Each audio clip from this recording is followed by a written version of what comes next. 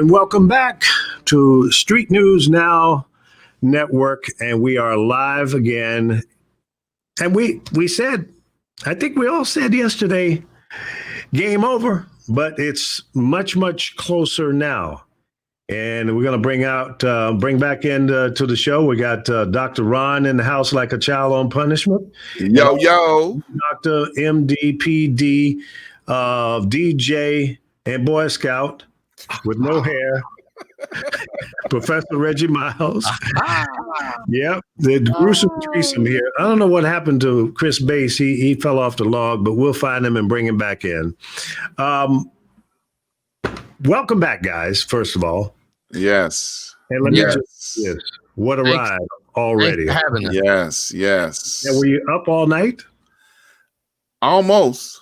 Almost. I finally fell asleep on the sofa at about 4:45, and that's West Coast time. And when I think before I went to bed, I had come to the conclusion that it's game over.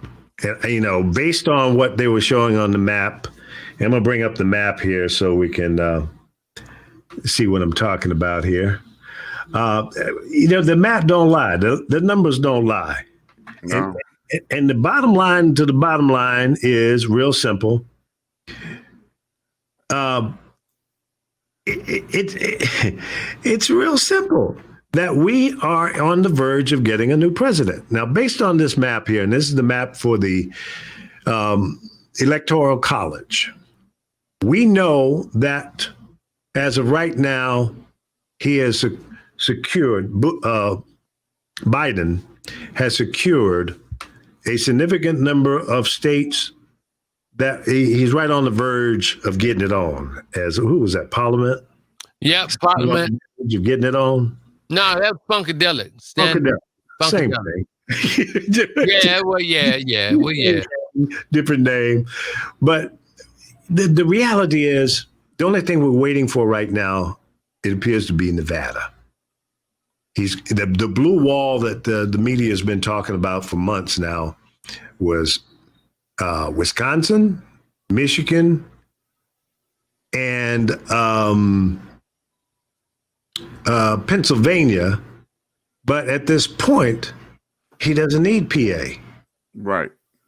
The path right now is Arizona, Nevada, Wisconsin, and Michigan. And the only thing I think we're waiting for really technically is Nevada because they're a little slow. And some of the other media outlets have already called Arizona. I'm calling Arizona. Mm-hmm. You know, it's clear that the uncounted votes, based on where we know they're coming from, it's pretty clear that Nevada and Arizona is going to bring it home. What are your thoughts, guys? Well, let me jump in right quick and say Fox has also called Arizona, and they've also called Wisconsin. Fox is sitting at 264 electoral votes for Biden and 214 for Trump. And the path to 270 is they're only waiting on the 6 electoral votes that the state of Nevada has to offer. Okay, that's all. That's it, and it's a wrap. They don't need anything out of Pennsylvania, even though they know that they're going to get something out of Pennsylvania. Right. But they still got 1 million votes uncounted in Pennsylvania in heavily black populated areas that they are counting on being votes for Biden. So that's just going to be, sledgehammer to the head, Yeah. So. Well, I'm marking all the already committed red states. And I mean, there's no path. Once Nevada comes in, it looks like game over. Yeah. Reggie, how do you feel? Yeah, it's a done deal. Mr. Trump is going to go down as one of the he's going to be the fourth incumbent to have been defeated. That's right. That's history. He's going to go down with that. And when I spoke to my students today, one of the first things that they said is that we just want change. We just want to change. That's all. We want to change. And your students are college age, right? Yes, yes. Yeah, you're talking about 18. Yeah. Well, yes. I mean, it was like when I asked them, "Did you all participate?" It was like, "Are you crazy?" It was like, "Are you crazy?" Yes, "Are you crazy?" And it was the young people. The young people, and I really don't want to separate it like that, but I'm just going to say the young people, they were keenly astute on this, and they didn't get into the regular rhetoric of what us baby boomers were arguing about and things like that. They just wanted change. Right. They just wanted change. They were tired. That was the thing. They were tired. And it was like my students in Illinois, they didn't waste time. They didn't go out there today. They had voted. I voted a month ago. And then at the university, they had a polling place there. So all the students, everybody on the campus could vote. It wasn't a problem. That's convenient. Yeah, that's great. You know what? Here's the thing, man. And I submit or appeal to all of the states that we could unify the voting process where it's the same basic process in every state. In other words, if you're going to have early voting and you allow people to do mail-in or go to the poll and do early, and if you get a mail-in ballot, you can go in and drop it off at the early voting places, or at the final day on the election day, go drop it off. What's the problem with that? But the other leg to that, in my opinion, is all of the early voting ballots should be tabulated as they come in. And there's all kind of security measures that can be put in place to ensure that the information isn't leaked out. If you've got people that have to handle these ballots, make sure that they're not sitting there with a little scratch pad on the side making, lines saying, okay, one for Biden and one for Trump. That's easy. I mean, the worst that could happen is someone walking out of there after they've been in there for 8 hours, feeding ballots into a machine, is to say, man, I saw more, Biden than I saw Trump. That's the worst that could happen. But if that's the way people are voting, so be it. Mm-hmm. So be it. And to that point, one of the things that was addressed earlier today in the news conferences was the fact that these votes, these mail-in ballots that are being calculated right now in Pennsylvania and across the country were properly received. Okay, so that means they were either dropped into a polling place box, or that they were properly received, and there was no middleman that handled these in between. So there's no opportunity to not see the choice of the people, okay, or the person that's intended that wanted to cast a vote. So it's impossible for these votes to be tampered with, altered.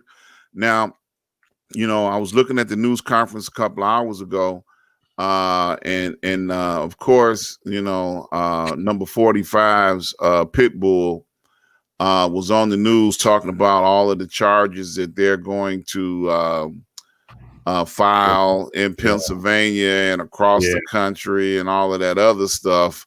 But he was so adamant on trying to declare Pittsburgh as being corrupt. Okay, he was so adamant on that.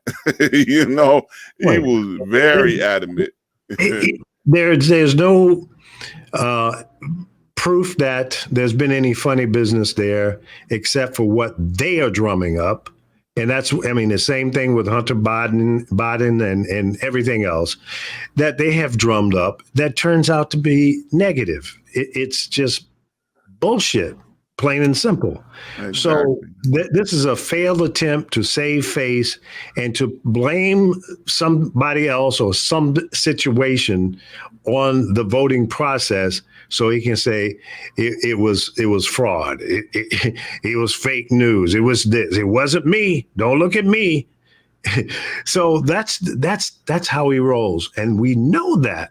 So it's no surprise to me whatsoever. I predicted it last night because I think towards the end of our show last night, we were asking if we thought that he was going to come back on and make a statement. I said, absolutely, he will. And lo and behold, he came out after Joe. Joe was very presidential. He came out and told people to just be patient. We think we got this. He said we think we're going to have Wisconsin and Michigan and Arizona and Nevada and maybe Georgia. And he said we're going to get Pennsylvania, but let's count all the votes. Enough said. Enough said. That's straight up. It's no bullshit. It's no lies. It's a fact, and that's the process. Let the process do its thing. And that's overnight. That's what's been happening. And throughout today, at the very latest, I think by noon or so tomorrow, 2 or 3 o'clock in the afternoon, West Coast time, if it hasn't by then, Nevada will come in and say, Joe, you got it. I think, I'm really one of those conspiracy theorists, right? No. I'm really one of them cats, right? So I'm thinking actually the other elite that sponsor these political candidates, I think they had a call and I think they said, look, we're going to turn our backs on this dude and let's let him go. Because I think the telling blow, I think he put the noose around his neck when he made that statement. And they said, well, look, dude, you ain't going to win because I haven't seen anything of him yet. Everybody else been speaking for him. And I think that they said at that time, dude, look, we just tired of this dude. Let him do whatever he wants to do because we're going to move him quietly into the sunset. Well, he's going to go out doing like this. He going to be kicking. He's going to do that because that's his MO. But I believe that people that are over him, that backed him the first time or whatever, I think they turned their back on him. I think they just say, when he went in front of them. If you're going to try to maintain any kind of credibility, you got to moonwalk away from this fool by now. Right. Even the vice president last night when Trump came out and did his little negative dog and pony show and the blame game. I mean, he's so predictable, it's ridiculous. Even Pence said, hey, let the votes, count the votes. So he's trying to distance himself as well. Man. And where is he? Where was he? He was at the White House. Yeah, I mean, but there was like no talk. You talking about for Pence? Pence never talks. Oh, okay. No, Pence don't never say. He's a very good lapdog. Yeah. I mean, he don't say nothing.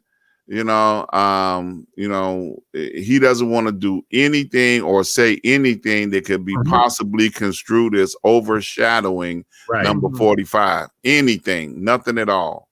Let me give this update as well.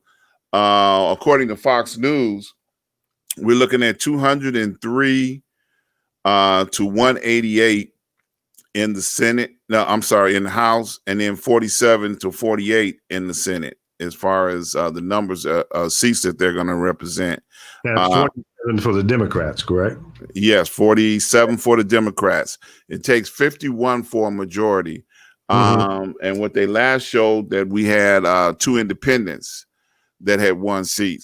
And then I think it's 2 or 3 independents. I have to wait till it rolls back around for the House. Do we know anything? Go ahead. I'm sorry. Georgia, while you're looking that up. I just heard you. I just saw somebody put something up there. What about the Senate seats for Georgia?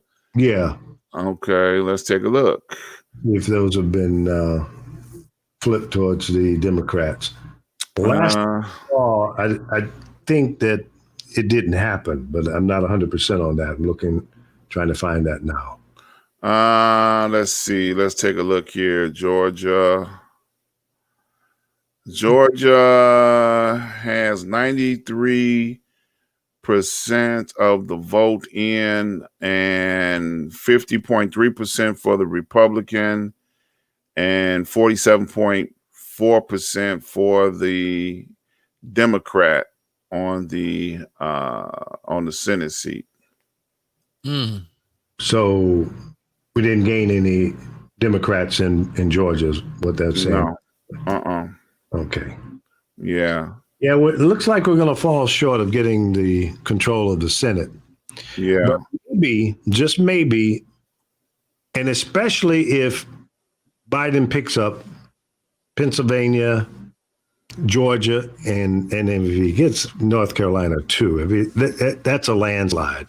And maybe that will humble this crook McConnell and the rest of his band of thieves, humble them and make them come to the table and be more reasonable and willing to negotiate on the behalf of the American people, and get the stimulus package out there and get some cash flow back into the country, and save some people who are about to get put out from the rent, mortgage, car payments, whatever, and put some bacon on the table for the American people. Now, we didn't create this problem.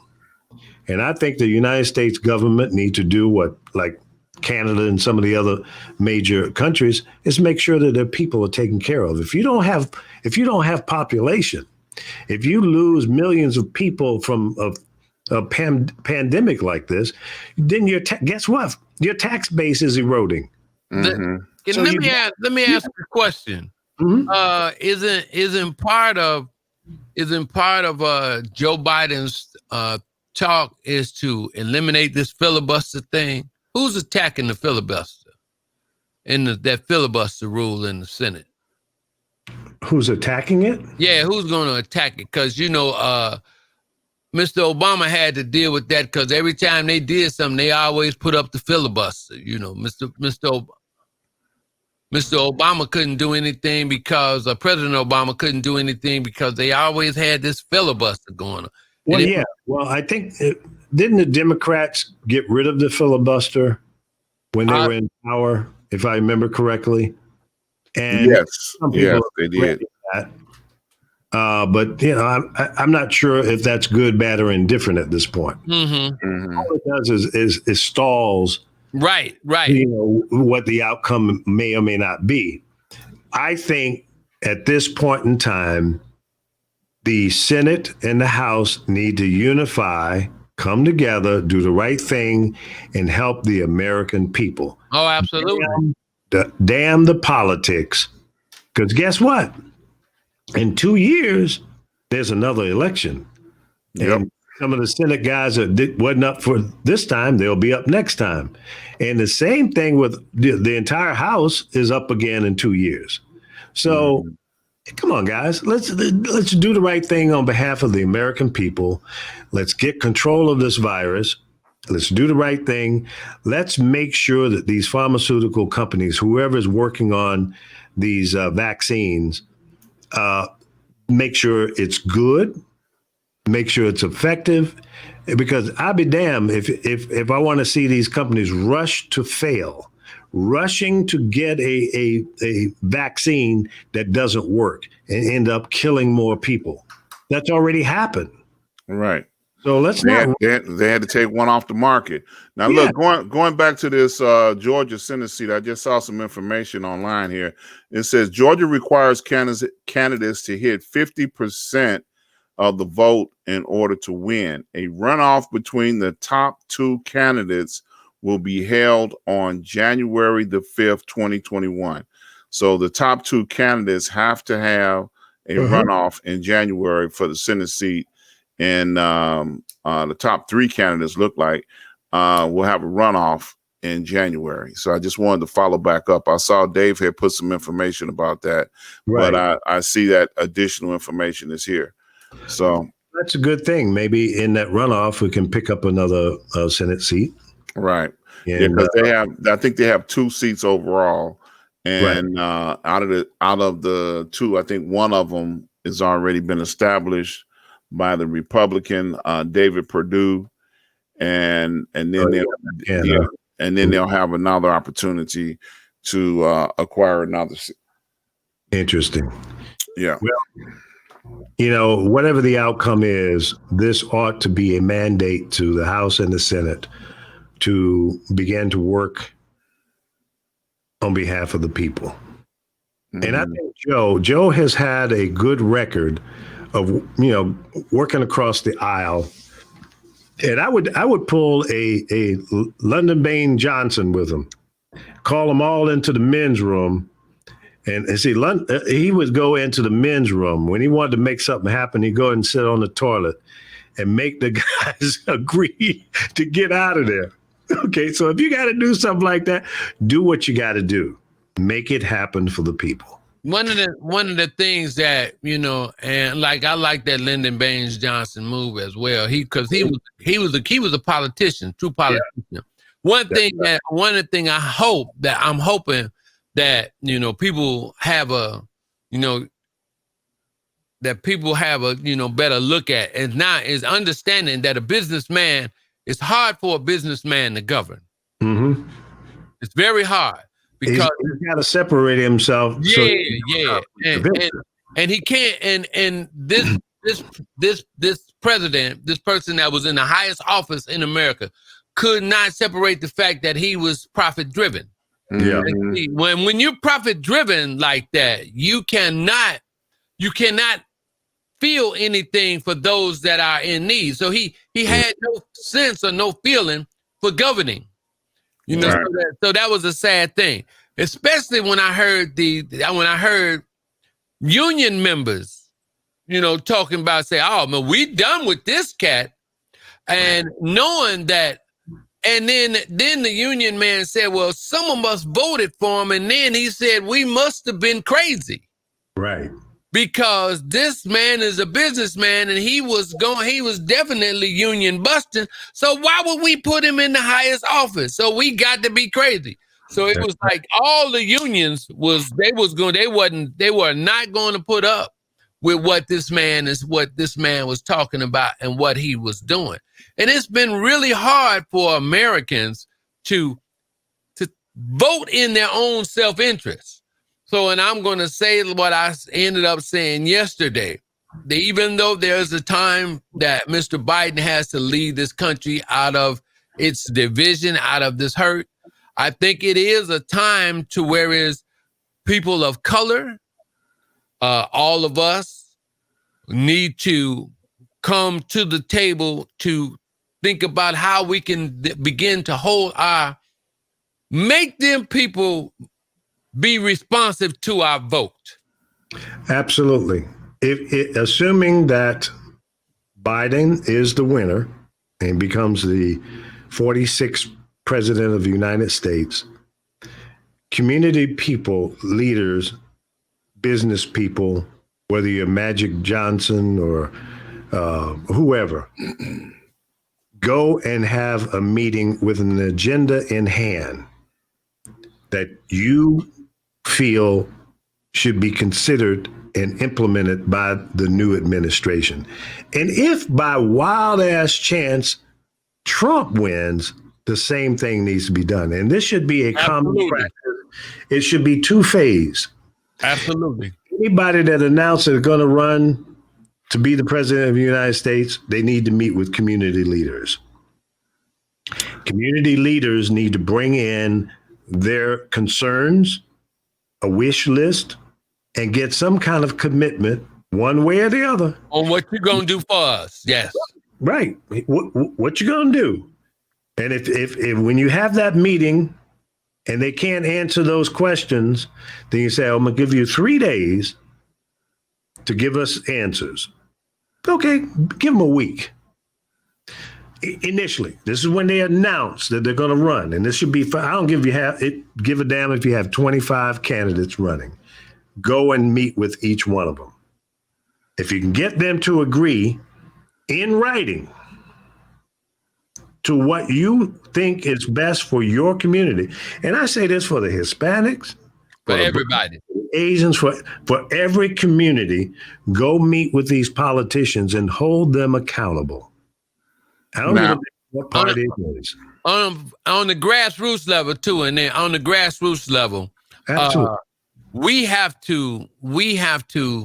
I'm feeling that we should come together by any means necessary, because the fights that we have, in our community, we always have to work across the aisles. Mm-hmm. You know, because if only a few of us benefit while the majority of us are still suffering, we're no better than what we're participating in. So we need to come together to where is all of us going to get, everyone in the community will benefit some kind of way from supporting any person that is in power.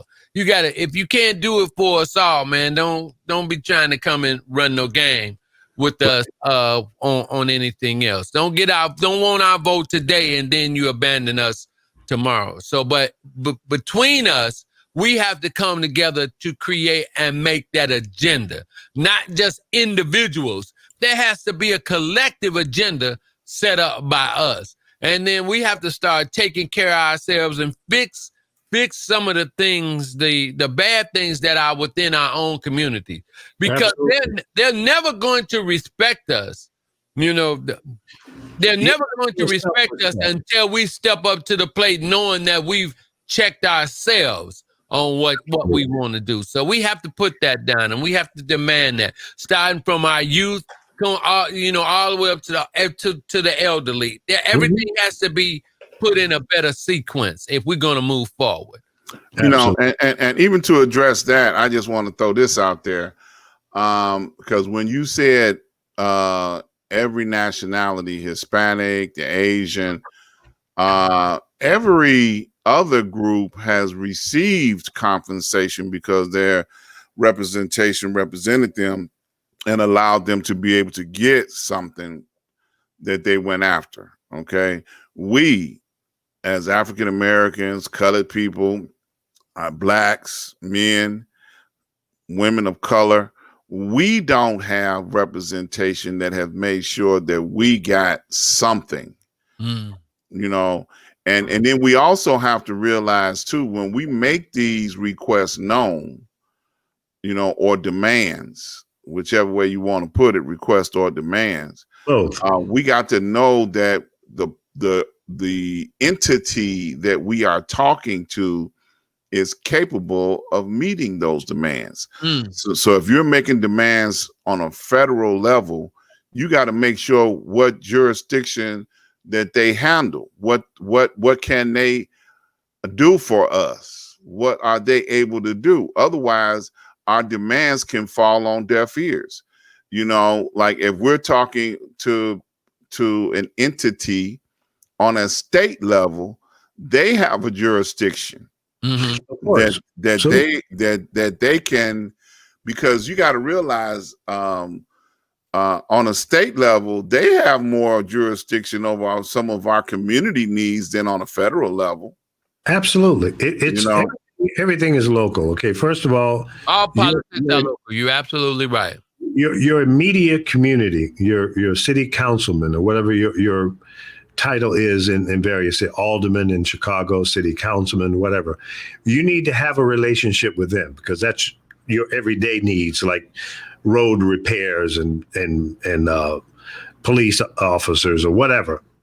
The various utility needs that you have to survive in your neighborhood. So that's the local level, mayor, then your governor, and then your state legislators, your Senate and House of Representatives in your state. And then the next level is up to the federal level.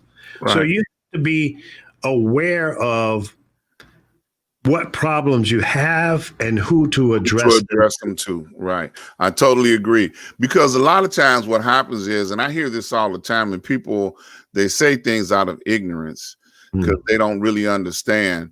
Well, why the president ain't taking care of XYZ? Well, that's not his jurisdiction. Right. First of all, there's so many other people between here and there that need to be approached on this situation.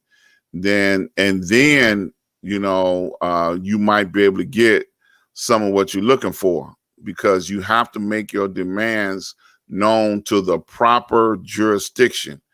And a lot of times people don't know that. I hear people say how President Obama didn't do nothing for black people. Well, the things that they were looking for him to do were not things that were in his wheelhouse to do. Right. So if you're looking for him to make sure your lights stay on, that's not what he do. Now what he did do along those lines is he implemented a program to go green energy, which would start the process of being able to put clean energy in your communities, in your neighborhoods, where you can get retrained in order to be able to work in those fields, but that's about as close as he gonna get to putting lights in your house. Okay. Right. And when he executed that green energy bill, then trickle down effect, we started getting LED lights, in our community available to us through various programs, where they will donate LED lights so that you can, have a cheaper energy bill, because burning LED lights is definitely cheaper than trying to run old incandescent light bulbs, So, and then understanding what clean energy is another thing. See, there's a problem a lot of times in a disconnect. We don't know what to ask for and how to ask for it. Okay. I think very agreed. That's why it's important. Now, like for example, we've got other news networks, right? But I would like to ask, how many people looked at the election coverage on this Black News Network? I think that the only way that we can solve many of our problems or many of the things within our community is that we must have our own mediums to speak with one another and to communicate with one another. You can't, my brother always told me, you can't be a man in another man's house. That's true. Very true. Look, and it goes along with two women can't rule the same house either. Hey, one is gonna have to be, very passive, and the other one's gonna be the alpha. Yeah, so and so until we sit and start having forums among ourselves. And I'm not saying this to be hateful or spiteful or anything like that, but come together by any means necessary. And if there's something else that people on the outside of what our core is, if they want, then okay, let's coalesce, bring them in. Don't be afraid, bring them in. Let's work this out together ourselves. Because see, too many times we make decisions where we do things individually. And that's why we can get nothing collectively, because they know all they got to do is drop a carrot. Oh, let's drop a carrot in front. And then the cat's gonna start jumping for that carrot. Right. And we're gonna start tearing each other up for that one carrot. It's only one carrot, but we're gonna kill each other for that one carrot. So we got this economic power. Then we don't have to be trying to take over the world or nothing, but do what we can within our own communities to sustain it. People from these foreign countries, they come in and like Barry. Well, I won't even say the people from the foreign countries. Let's take Barry Gordy. His family, they built a credit union to start them off. These are the kind of things that we got to learn within ourselves, so we can start having money within our own communities and stuff, buy buildings and do things like that to help take care of ourselves. And then people will look at us a lot differently. You know, we have to go after our own economics instead of every time you look around, you know. That's right. Now, I'll give you an example.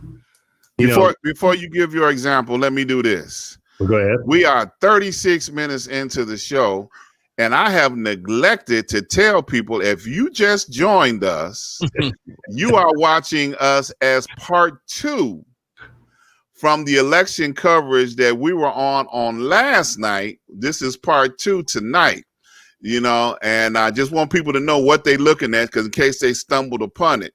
Right. You know, we have the legend, Mr. Lee Micheals from Street News Now. And we also have my other brother in broadcasting, the professor, Mr. Reggie Miles. And we're here with a part 2, you know, giving you updates on what the election coverage started out on last night. And now what we're finishing up, because we're a lot more closer to declaring a president on tonight than what we were on last night. We hung in with you guys for 6 hours on last night. And we're here tonight just to give you a follow-up. And we appreciate you guys tuning in and being a part of the conversation, because it's still a lot of work that's got to be done, even after the election is over with. Absolutely. We are far from the finish line. Absolutely. Okay? That's just the beginning once we get a favorable person in office. Okay? And I say favorable. I didn't say the best person. I just said favorable. Absolutely. Okay. Absolutely. So I just wanted to let you all know what you're looking at. Yeah, I just wanted to give you and that guys an idea what you're looking at. You know, we are here, you know, as a commitment to the process and to our devotion and love to what we do. You know, it was 4 of us on last night. Tonight it's only 3 of us, but we still here doing what we do. And we just wanted to let you know we got a call-in number. You want to give them the number, Lee, and then finish on with your statement? Sure. 954-668-4325. 954-668-4325. Join the conversation. Give us a call. And you can click on that link that I just posted a few minutes ago in the chat room there. It'll bring you right into the green room. And then I'll see you come in, and I'll bring you in, and you can be right here on screen with us. And you can be a part of the conversation, and the world can see and hear you. Come on in. Yes. Yeah. All right. I didn't mean to interrupt you, but I just felt like we needed to do that. We've been on the air 30 minutes. It was time. Yeah, that's a good reset. Thank you. This is Street News Now, new network. And the whole concept of this network is to bring in reporters from all over the country.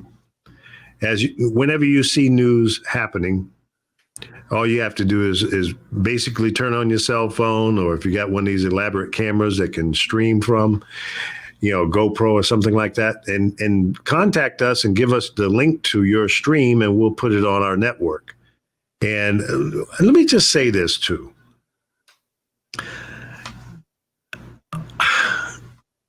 With all the rhetoric and negativity that has come out of our president over the last 4 years and beyond, I hope that when we get our new president, you know, on January 20th, when he officially takes over, that we will show respect. We will come together as a nation, because he has already said to all of us, he will not be looking at it as red states or blue states. He's looking at it from as the United States of America.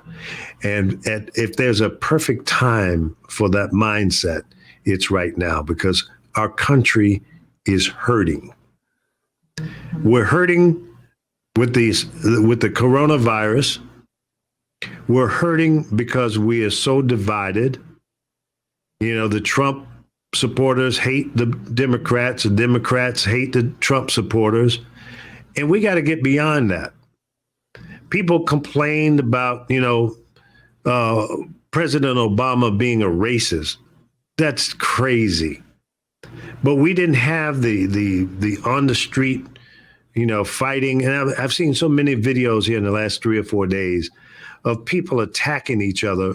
One side of the street is Trump supporters, the other side of the street are Biden supporters, and then they get in the middle and they clash. What the hell is going on? What's wrong with you guys?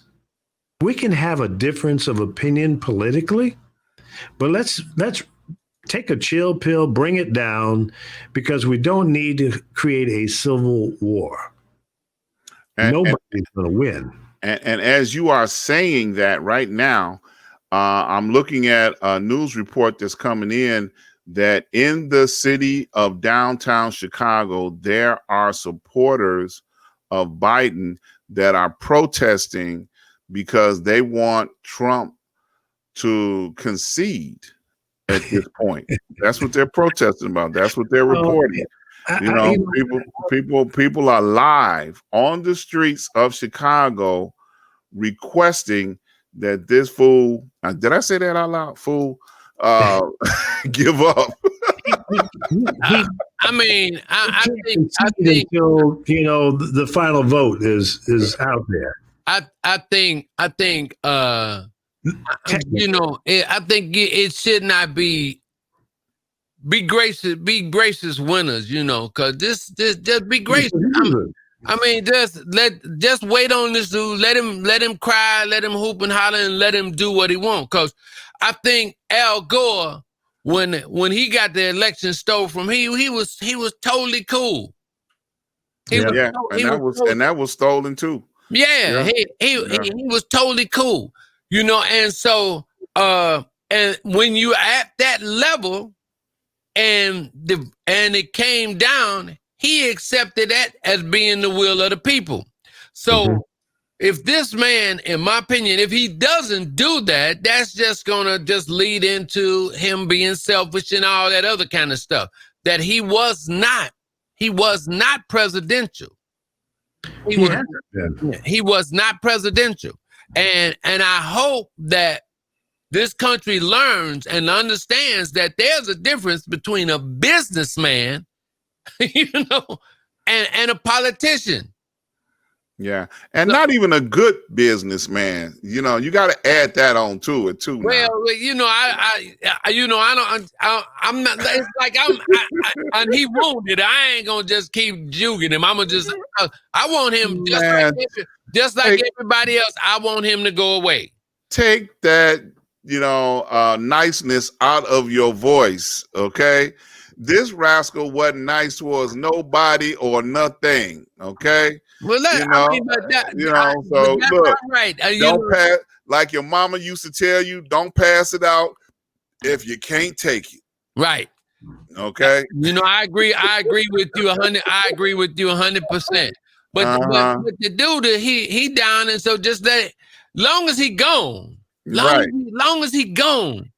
And then when he gone, and then I'm gonna be hollering, oh man, I'm glad that I'm gonna say it. It's gonna come out. Yeah.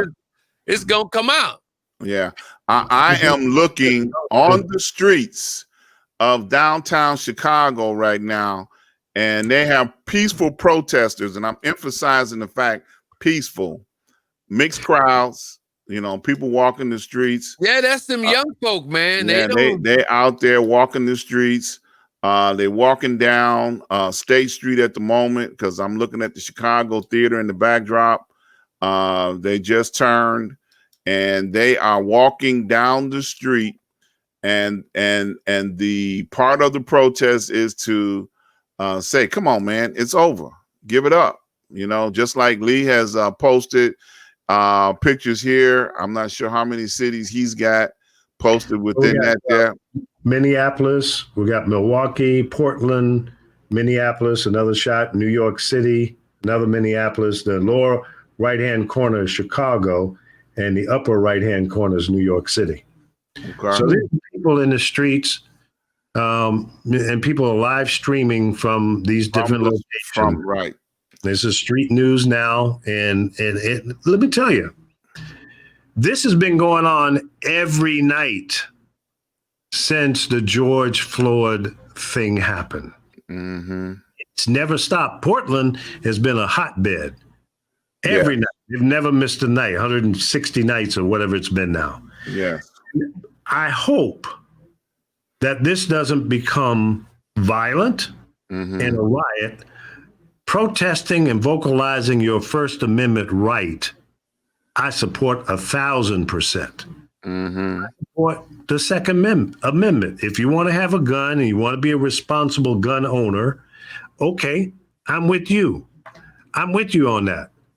But be responsible. Don't have guns laying around in your house where your kids or grandkids or your next door neighbor can come in and take your gun and do some stupid with it. Mm-hmm. So we have to be responsible individuals first. Okay? Be responsible. Be respectful. It's just like people who go out into public with no mask. That's disrespectful, evil, selfish, and you don't give a damn about nobody else. Yeah. What if you have the virus and you're spreading it to people? You may have it and don't know it. Mm-hmm. Be respectful, be responsible, just in case. And also, wearing a mask might knock down the opportunity for you to get infected.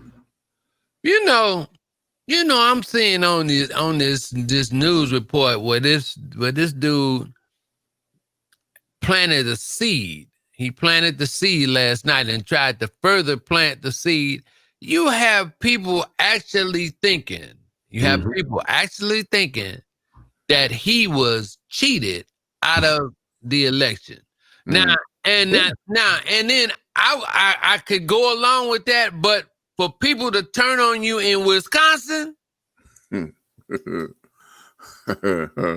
they turned on you in Wisconsin, right, you understand, it wasn't no cheating. Right. You just didn't serve them people right. Those people, you wasn't governing. You were being a businessman. Yeah. You were being a businessman, but the people in Wisconsin turned on you. Yeah. Yeah. And that Madison is a college town, and he wasn't, and he got whooped up there. And then the next door in Michigan, he got whooped up there. Yeah. And but I think up in Pennsylvania.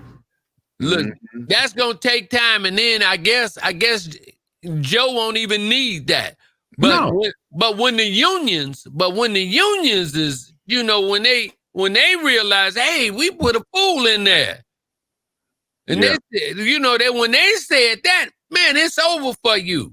It's over for you. It's only just a matter of time that you're going to go down as the fourth incumbent to get whooped. That's right. You're going to go down, and then you're going to go down. It's going to be to the point where you're going to be whooped worse than Bush 1 was in 92. Yeah, that was the most recent one. Yeah. You're going to go down. So you got your place in history. You did your thing.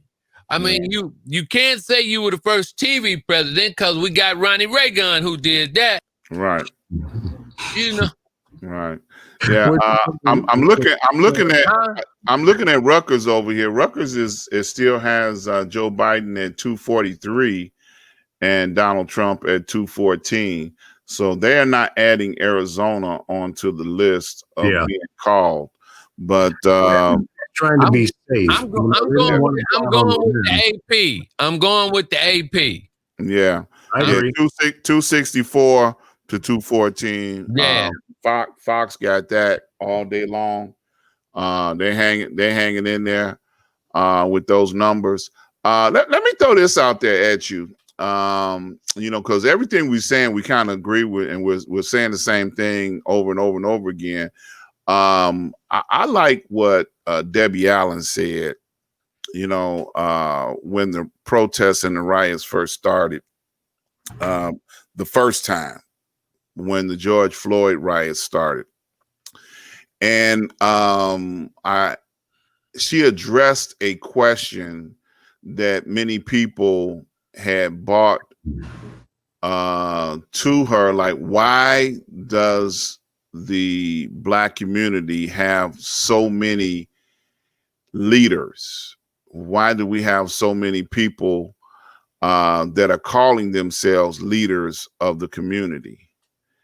And her answer was so unique that I latched onto it and I enjoyed it, because she came back and told them that because the needs of the Black community is so great, we need to have so many people representing each one of the needs that we have. So it's no way to be able to say one person is going to represent every need that we have and every need that we need to have met. Mm-hmm. You know, so there are people that are fighting for the kids. There are people that are fighting for the seniors. There are people that are fighting for, you know, the folks in between, education. There's so many needs that we have, our history, you know, and each person that is coming forward to make sure that our needs are addressed, you know, they're specialists in the field, you know, so we cannot, you know, underestimate or disallow any person that is willing to step forward in order to address a need that we have, because they're all important. They are. You know, I think we don't have enough community leaders or spokespersons, because I look at, and I use this analogy: radio or broadcasting period is local first. And there are regional differences in this country from a radio perspective. There are regional differences in terms of needs from a political standpoint, from a community standpoint. There are needs in the Gulf Coast area, Mississippi, Alabama, the panhandle of Florida, over into the Gulf side of Texas. Those needs are a little different than what the person in New York or Chicago or Minneapolis, for example, because there's a regional difference. They have hurricanes down there. In the Midwest, you have tornadoes. And, you know, along the East Coast and the Gulf, you have hurricanes as well. On the West Coast, you have earthquakes. So these are regional differences. So if I'm living on the West Coast in say, California, I have a different kind of environment concern. They have the fires that are still going on, and a lot of idiots are setting those fires. So you need people from different parts of the country to represent or amplify the needs from a regional or local perspective. So we don't have enough community leaders. We don't. So I think we need more people that are willing to step up, take the challenge, represent honestly without any agenda other than trying to make things better for your community. Now I'm gonna piggyback on top of that. And the only thing that I can add to that is that along with the young people that are stepping forward, us old heads, and I say us because I'm counting on all three of us to acknowledge the fact that we old heads, need to be there to help mentor, lead them, guide them, to show them the proper way to approach some of the things that they're going after. You don't have to recreate the wheel. Okay. You know, this battle is not a new battle. This battle has been going on for 2,000 years. Okay. So all we have to do is, you know, don't let them keep making, you know, mistakes that cause setbacks. We need to establish a council of advisement and education that can help lead them. And I'm going to piggyback off of something the professor said on yesterday when he pointed out the fact that his grandfather spoke about the Moors. The Moors at one time in this world were able to navigate the ocean ways and the seaways, and they knew where every continent was and how to get there. Mm-hmm. So when the waterways opened up, they had to have a Moor with them to help them navigate the waterways. Okay. And because they were very skilled at that.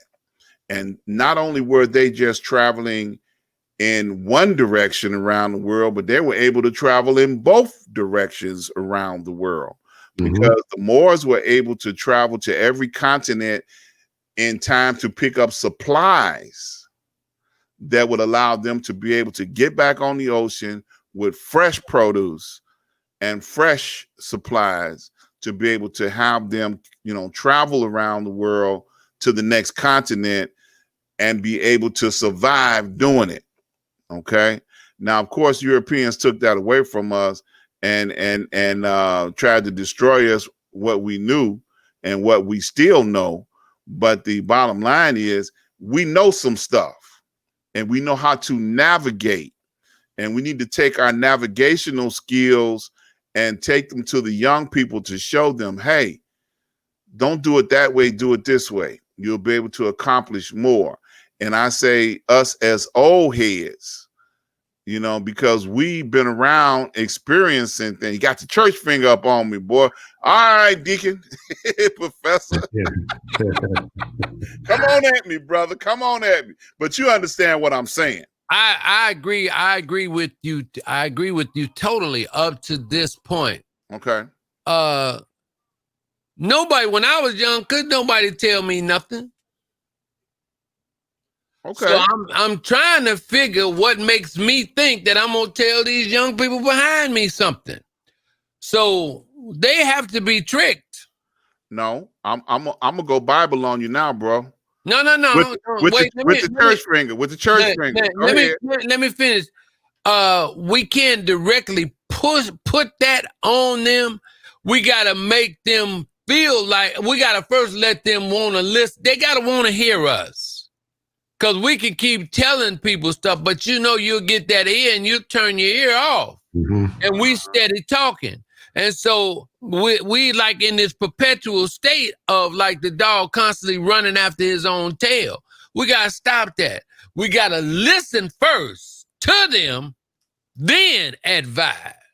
We don't go tell them nothing. Okay, you ready? Mm-hmm. Even if we don't do nothing but plant a seed and let somebody else come along and water it. Now, that's why I say I was going to go Bible on you, because all Bible principles work. Okay.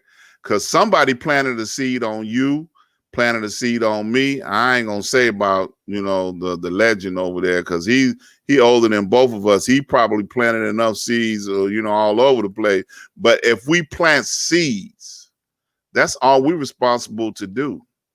Well, amen. I was just responding to what you said. Right. And it's all part of the same plan. Yeah. Because if you put something in somebody's mind and their spirit and their heart, okay, they ain't gonna know why they acting on it. But if we plant the seed, okay, then the seed is there. All right. And then the seed is gonna do what a seed do.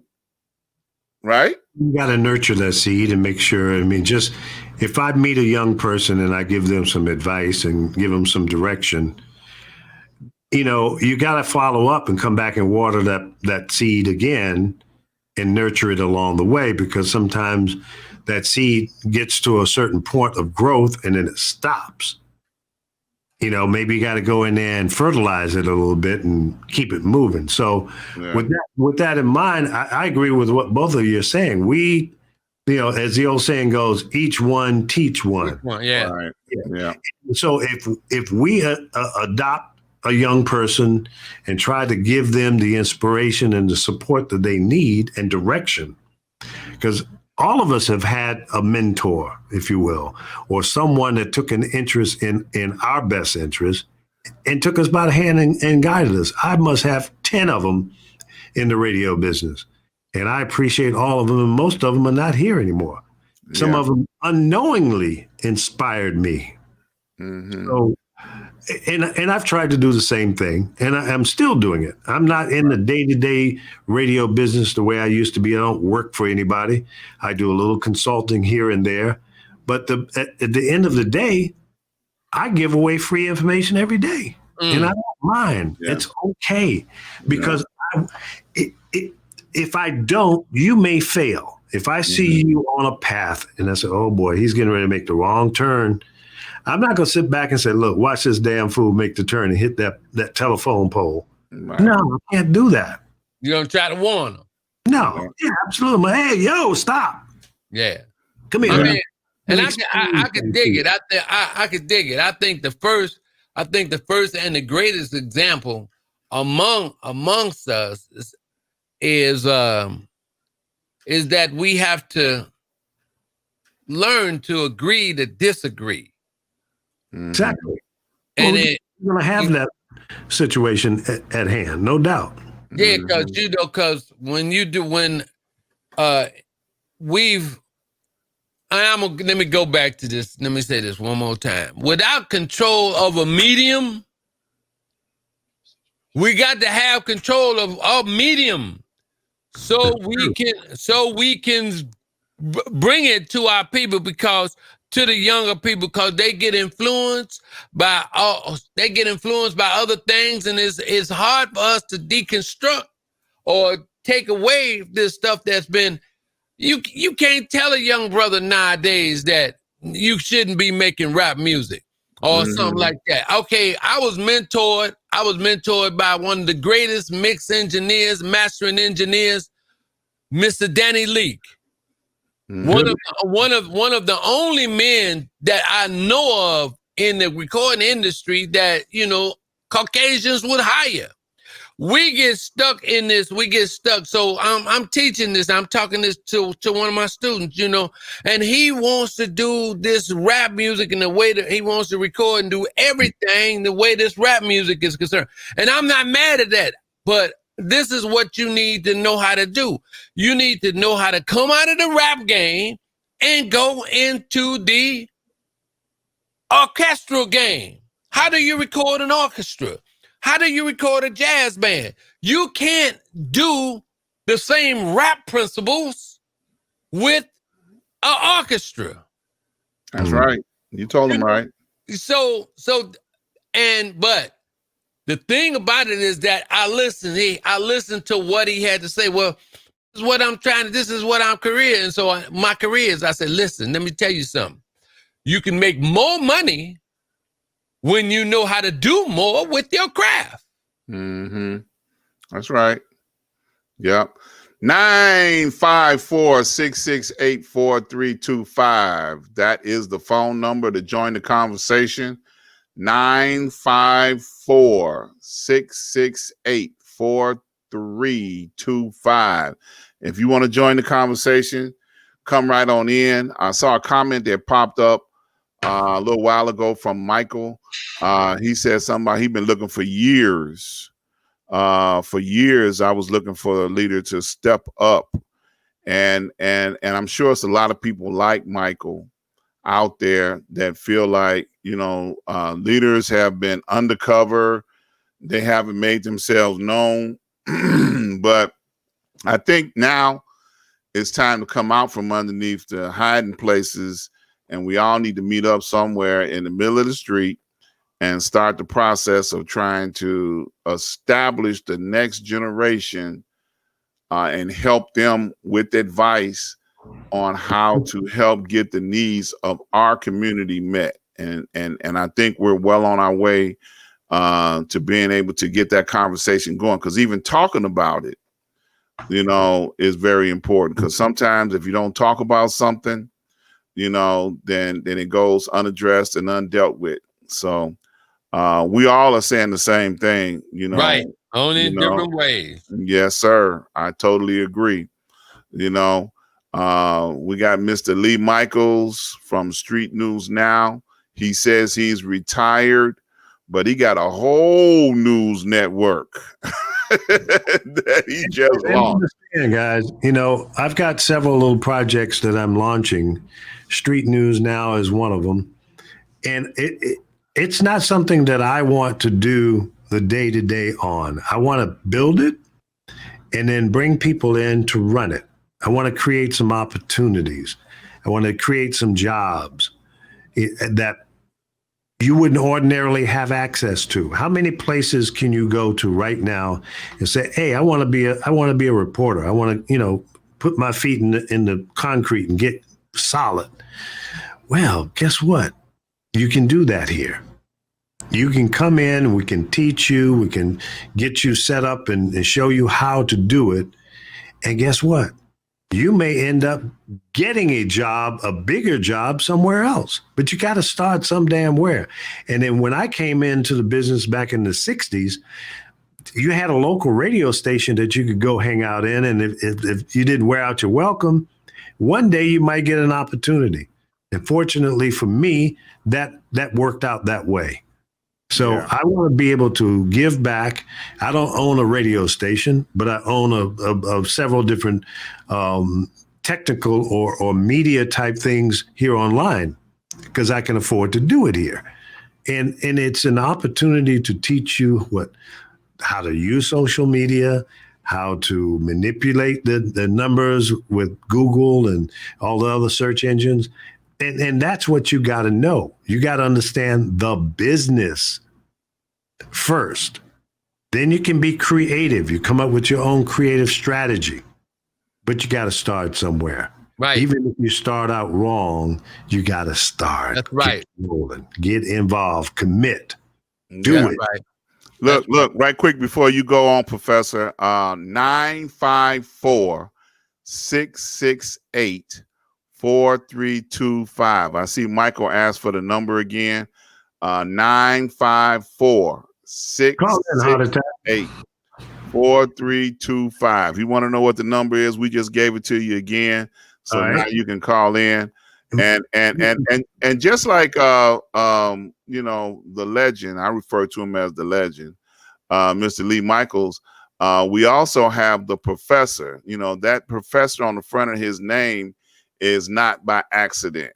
Okay, this guy is a teaching machine. He teaches at the Chicago State University here in the Chicago area. And he teaches broadcast. He also puts to application what he believes in his heart, which is music. He gets up early in the morning and he preaches and he spins gospel music every morning. And then as the day progresses, he goes after the R&B. So he is working in two genres on a daily basis. He's putting the music out there. So this man ain't playing. He practicing what he preaches on a daily basis. And I know he was up with us late last night till 11, 12 o'clock almost, doing what we doing. And then got up this morning, and did it all over again, and kept on going. Now we back at it again tonight. So, that's right. I applaud both of you guys for, responding and rising to the call to make sure that our community, gets an opportunity to see us and hear what we have to offer. Right. We have a caller here. It's Michael Michael, you still in Virginia? Yeah. Great. He's better known as Heart Attack. He's a radio guy as well. What's up, man? I'm great. Funny thing, I'm a just flashback. The last time we talked, I was in car business. Funny thing is now a year that went by, I'm back in radio, but I'm at Norfolk State University. Oh, excellent. The content director, hopefully soon, they making a move to asking me to apply to be the station manager there. Excellent. We'll go on and do it. Don't procrastinate. Take it. Well, name it and claim it. I did. Thank you. Yes, one of the things I was listening to your conversation, and it's funny how when I got back into it, I looked at the car business of how they talk to you, the hero today and the sucker tomorrow, when you're trying to get your sales back up and you don't make no money, don't make enough to pay your bills, and then now you're at a position where you look and say, I'm not going to do what they did to me in the car business. Mm-hmm. I'm going to teach the students how to actually put their hands on and learn the radio game. We're what they call the dinosaur of radio. This is built us over at Norfolk State, a $1.5 million studio. Wow. 5 studios. Nice. And training for students. But now, since the COVID has hit, everything's put on hold. But the thing is that they always felt that radio has walked away from training and teaching. We used to listen to the radio each morning before you go to school to find out, traffic, to find out what's going on. That even the people on radio used to talk about, hey, your report cards are coming in. This is back in the day. Let's go old school and then keep it real.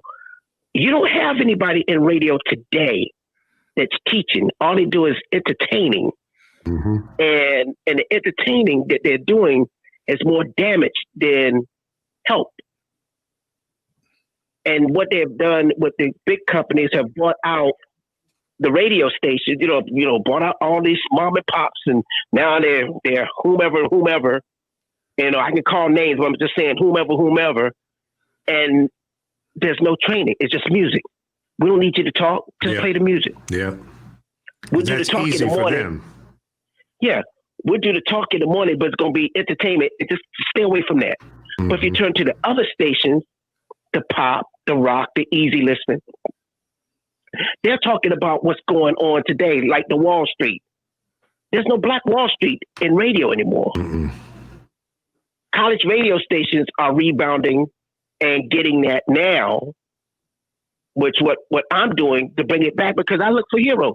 There was back in the day, the Martin Luther Kings, the Jesse Jacksons, the just say the names, Al Sharpton. You can say them just like this. Who can you say right now? That's a problem. There's a void. Yeah. You got to have new people with credibility.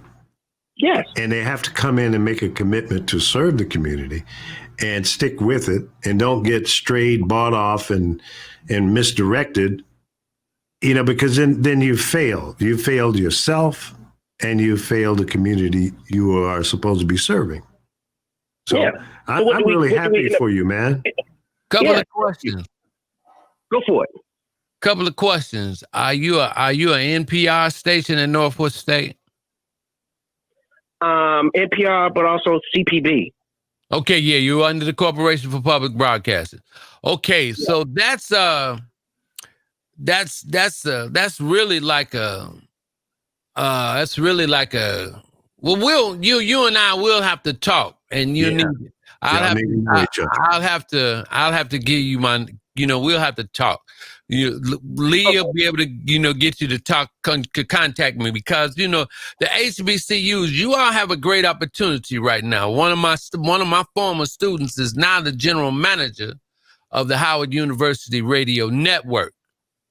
And what he does, do you have a relationship with him? Because they have a HBCU channel where they're allowing the Black college stations that have, programming, they'll put you up on the satellite, and things like that. Now, and when you say things about teaching, the curriculum and what you have laid out with your classes is really, really, really important.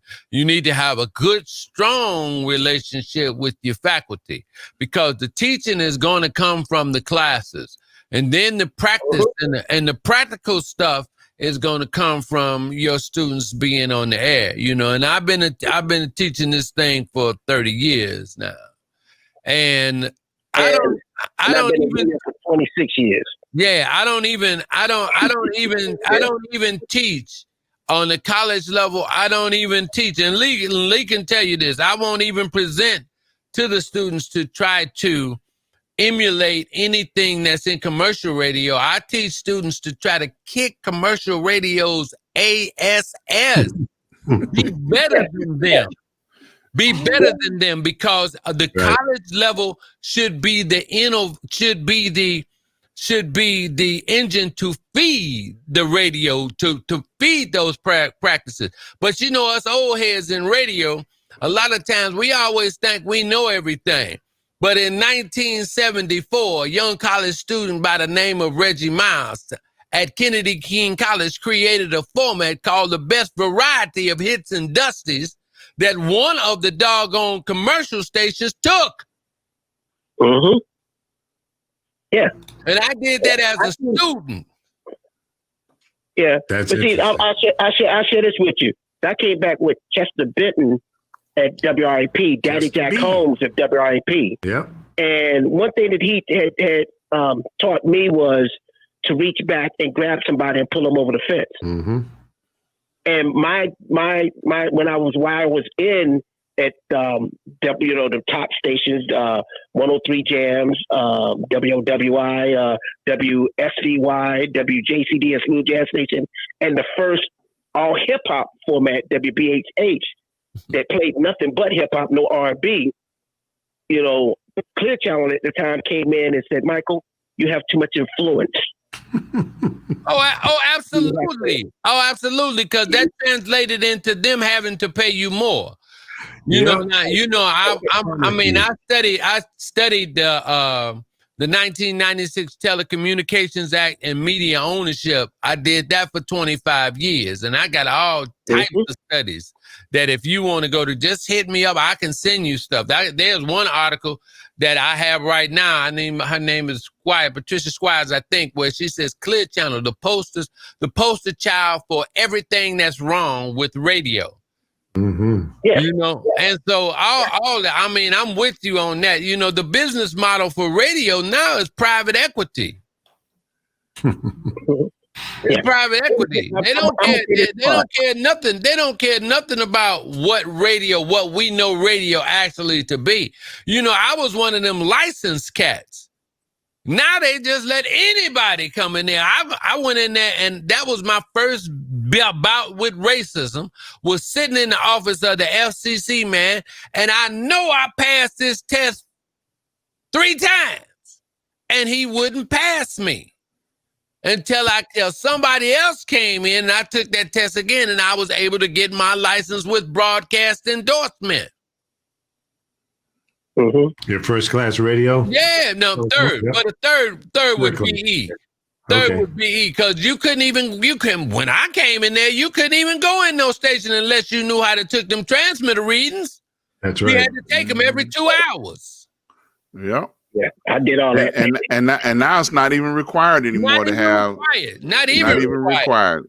FCC, and I think they eliminated the first class, and they still have the second class.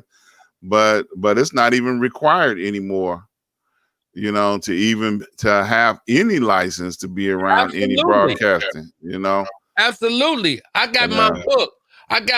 It's over here. I had to get it. I got my book, the radio telephone operators, the third class, but I still got my book.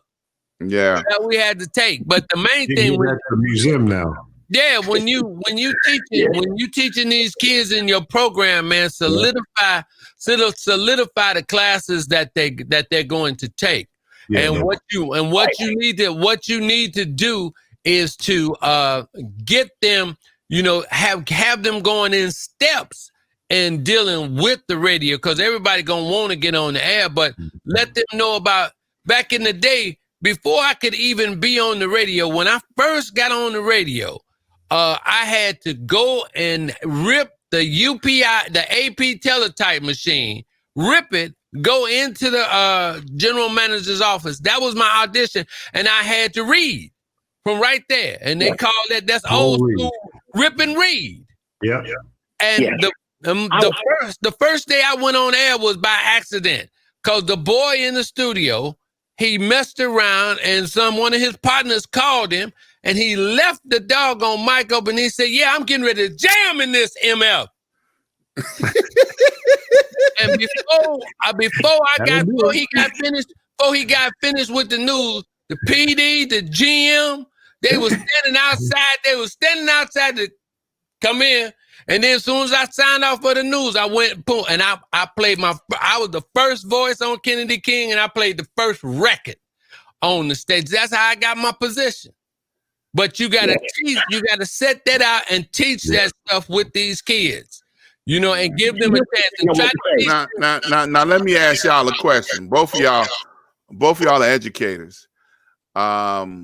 how far back in history would you go with a modern day student as far as being able to explain, like you just said about being able to have a first class, second class, third class license, since those things are not required anymore, do you go back into history and give them that type of information that they will not be useful to them going forward? Only as an overview. Only as an overview.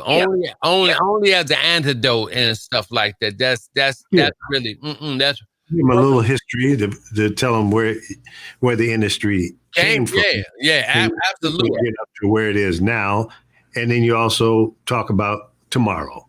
Mm-hmm. Yeah.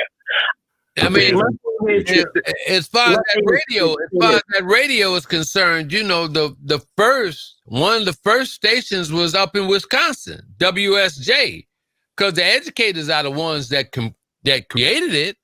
And shoot, when KDKA whatever that station in Pittsburgh, when they found out about that, they said, "Oh God!"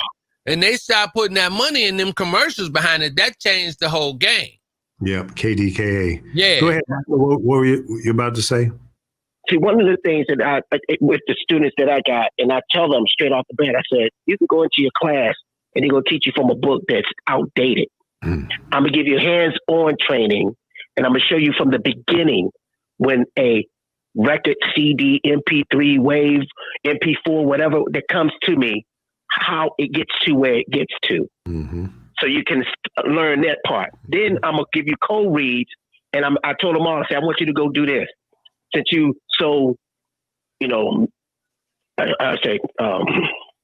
savvy on your phones and Google Mike Mazon. Mm-hmm. And after you Google Mike Mazon, come back next week or the next day you come to my office and tell me who he is. And I waited. And some of them came back, told me my whole history, when I got married, when I got divorced, and the whole thing like that. But at the same time, I said, this is radio.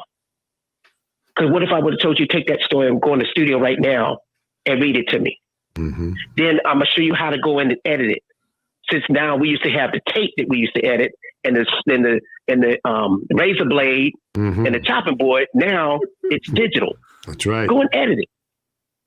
I'm going to give you more than what you're going to get out of your class, but I'm going to be real with you because everyone who comes to my office all wants to go straight on the air. Yeah, of course. Straight on the air. I said, no, before you get on the air, you're going to do these things first.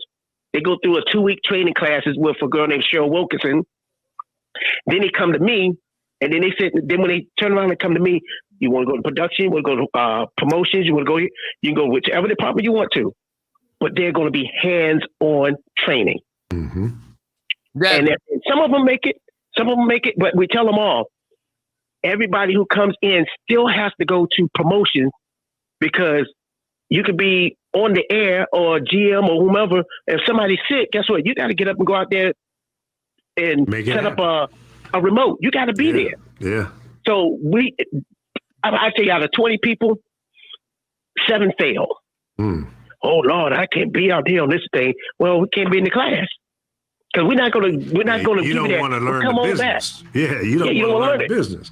Well, Michael, let me ask you this: you said it got fabulous setup, the studio. What type of automation software? Right.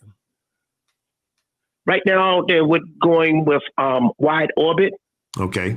We're working with G Selector. Okay. Well, how about this? How about this? I'm gonna stop for a second. Before I got there, they had all this stuff in place. They weren't using it.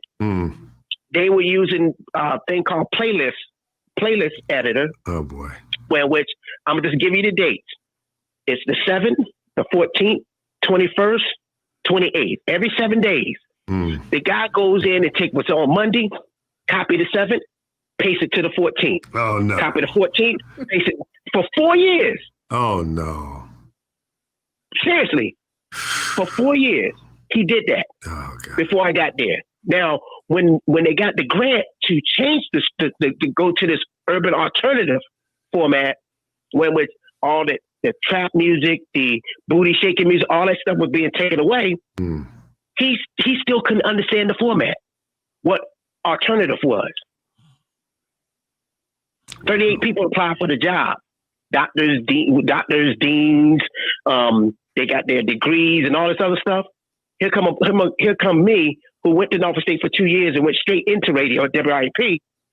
Got the job. Launched the station December 9th. All they wanted was a 2-share in 2 years, and they got it less than 4 months. How many watts you got? We're 17.5. Okay. College station. Yeah. Well, the HBC Grambling is 35. Howard is 35. Clark Atlanta is 50. The good thing about the Norfolk area, it's pretty flat. Mm-hmm. I think you can be heard over on the peninsula, can't you? Yeah, very well. Yeah. And the sad part is we got 57 stations in the market, that's including AMs. Mm-hmm. And we have over 7 urban formats. Mm. Yeah. Isn't that the same area where at one time Luther had a station? Didn't Luther own a station in that area? It was never Luther. It was never Luther. It was Intercom. Okay. Just say they went, they did all the imaging with Luther and everything. I still got to send you the cease and desist. I want you to see that. Is your station jazz based or is your format eclectic? No, it's urban alternative. We play. Okay. We play and we focus on local artists. The local artists also have to be at the level of the Jay-Z's, Beyonce's, and all of them, as at that level of their music. If the music, the content driven, we don't play anything that has sexual content, degrading women, or guns and alcohol. Yeah, well, that's under the auspices of a university. That's SOP. That's standard operating procedure. Mm-hmm. One of the things that I am trying to put together, and I am going to do that. I want to do a virtual Black College radio conference. So I'm talking to folks at my university, Chicago State. We just have an internet outlet, and I want to do that. Michael, with your operation and the automation system, does it lend itself to the capabilities of the students being at home and then remotely logging into that system and running it remotely? No. See, right now, that's what you need. You need so that way the class doesn't stop because of COVID, and they can sign in and do their production, go on the air, do whatever. So, I don't know if there's any money left, but maybe you might want to go with Zeta. Yes, that is good because I'm using Simeon, and I just ordered the Gateway Exchange, so we can allow students to do that. Because now my students will be able to do the voice tracks from their iPhone, Android phone, or whatever. Mm-hmm. They'll be able to do that. The only problem with that is that the university IT departments, they're there, but they're not as liberal as the business, you understand? They worried about all kinds of security, network security and any cyber attacks and stuff like that. One thing that I would be concerned, and they could set up a different gateway that comes into the broadcast department, right, and bypass the rest of the operation. So that's pretty easy. You get a separate router and everything that goes into your department, and boom. One of the switches at the university at Chicago State, they had gotten so they were so focused that at a certain time the university was turning off.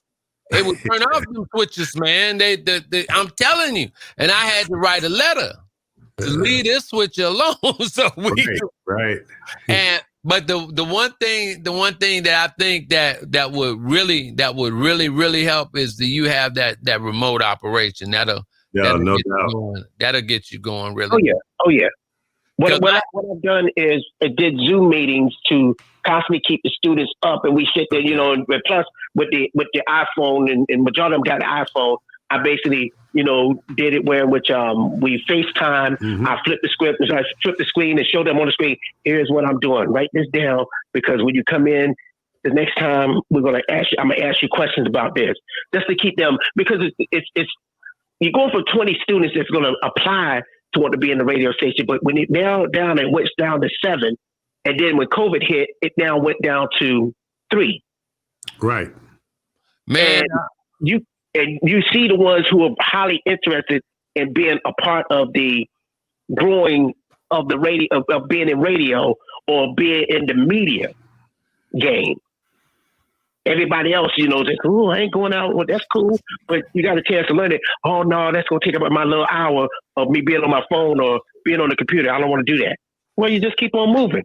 One of the things that I did, in my class is that I started teaching the students I had them cut them down. They were normally 2-hour shows. I had cut them down to an hour.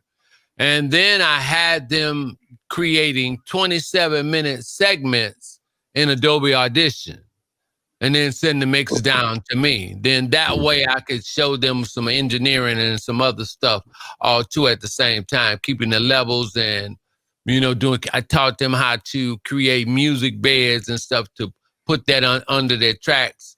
Put them under their voice breaks and things like that. So we tried to make it sound as live as possible.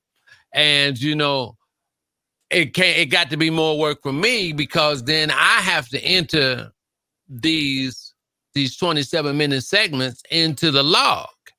And so I did that, and then I would add, the 3-minute spot block sets and put them in there to complete that hour. So it's been working out. But the hardest part for me has been getting the students to understand the levels and understanding what broadcast limiters do, how to keep their sound even and all that stuff. But I actively got the students in participating in doing voice track shows, even though voice tracking now is totally different. I think one of the things that when you start dealing with your student staff, you're going to prepare them.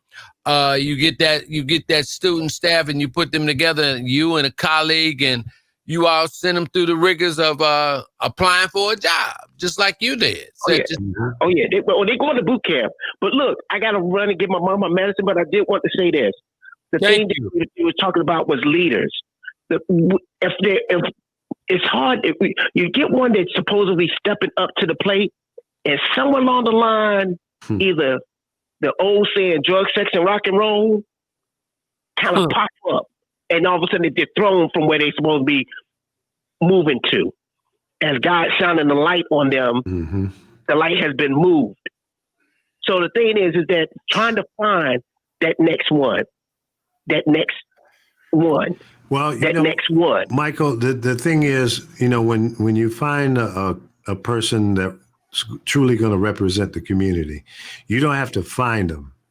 They'll do the work, and they will emerge, and they'll show up because they're performing. They're doing what is necessary, and then you'll recognize them. You don't have to go and you don't even have to create them. It's like Barack Obama was a community person first.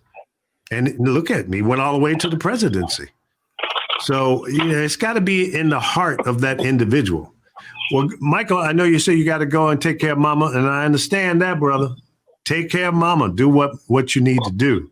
But listen, is it okay if I give Professor your telephone number so you guys can? Yeah. Okay. Consider it done. This number that you called in on, right? That number right there. Okay. Hey, look, gentlemen, thank you for letting me jump in. I caught y'all last night, and I was like, well, okay, they're back on tonight. And then y'all was talking about the topics, and I'm sitting up here looking at the news going foot by foot. I just want to, a child has to be moved out of the house when he's disrupting the house. That's right. And not to use the word, some of them need an ass sometimes. This one right here, good belt to him because he never had it. Amen. And, and to go on at 2:00 in the morning, I cut the television off at 1 something because I said, okay, I watched enough. We'll wait, see what happens tomorrow. But then to go on and claim that he won and he didn't. But he told us, he telegraphed that a week ago. He said what he was going to do, and he did it. Yeah. So from that perspective, he lived up to his regular rhetoric and bullshit, and he delivered. But you know, did you see Biden's speech? Yes. He was so presidential. He was calm, cool, collected, laid out the facts, and lo and behold, everything that he claimed was going to happen is happening. Yeah. And listen, and I'll let you go, but he's going to win Nevada, Arizona, Wisconsin, and Michigan, and at that point, it's game over. But don't be surprised if he also wins Pennsylvania, Georgia, and maybe North Carolina. That's the landslide, the ass kicking that Donald Trump needs, and maybe that will humble him and get rid of that bodacious, out of control ego. And you know what? Listen, maybe Putin will send a plane for him and he can go to Russia. That's the only country. That's the only country that's gonna take him. That's the only one gonna take him. Well, Goonie Cuckoo. Hey, fellas, listen, I got to run. My mom calling me. Man. But listen, y'all have a blessed one. Y'all doing a great job. Thank and it's you. good to see, and I'm going to say this part, it is great to see y'all come back and start to air and grab those that's watching and listening to get them back involved in the community that we love. Absolutely. God bless you. Thank you. Thank you. You got it. Okay, bye now. Bye-bye. Yeah. Great interaction with the public. We love it. If anybody else want to call in, 954-668-4325. If you are interested in interacting with us right here on the show live, if you just tuned in, you're running late. We've been out here for an hour and a half already, and we've been talking about the follow-up to the election. Been giving out numbers. I'm still on Fox Network, and I'm seeing 264 votes for Biden, 214 for Trump. We've picked up one more seat in the Senate. We're tied at 48-48. We're still at 203-188 in the House. Numbers are not changing. Slightly, just a little bit. Fox is a little bit ahead of declaring what states are winning. So I'm giving you what they are giving me. I know we've got monitored several other AP and a few other locations, but I am glad that you guys are with us and paying attention to what we got going on. We're here with the legend, Mr. Lee Micheals from Street News Now.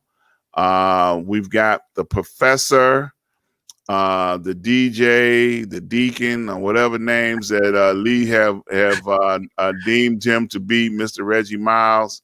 Glad to have him. Also myself, Dr. Ron. If you want to find out more information about me, go to my website, ask-dr-ron.com. I do a Facebook Live every Tuesday from 5 p.m. to 6 p.m. Central Standard Time. If you're not friends with me, send me a friend request and we can become friends and we can talk about doing what we do. Bringing you on my show, whatever. Because I don't have no problems. I ain't prejudiced. I'll bring anybody on my show. If you're willing to be subject to, conversations and engaging conversations, hey, you can come on my show. We can have some fun doing it. Now, did you recap the Senate breakdown? Yes, I did. Like it's 47 to 47. No, I got 48-48 right now. Okay. That's what they're reporting on Fox, and the House is 203-188. That's what they're reporting on Fox. Okay. House. So the only thing we're waiting for is what, the confirmation on Michigan? No, confirmation on Nevada. Oh, Nevada. Yes, once we get those 6 electoral votes from Nevada, it's over with. The path to 270 is completed, and then Biden has the electoral votes in order to be president. Yes, and popular. Yes, sir. You know, right now, they're going over the numbers over and over and over again. They're still in some of these places that they have declared, they are still counting some of the, you know, mail-in votes and things like that. You know, absentee ballots. North Carolina, Georgia. Yeah. Even I think while they've declared Michigan and Wisconsin, I think they're still counting some votes, but it's no question that they've declared them based on where those votes that they have to count. They know that they're coming from highly likelihood of Democratic ballots. And so, and that's a situation in Nevada where I am.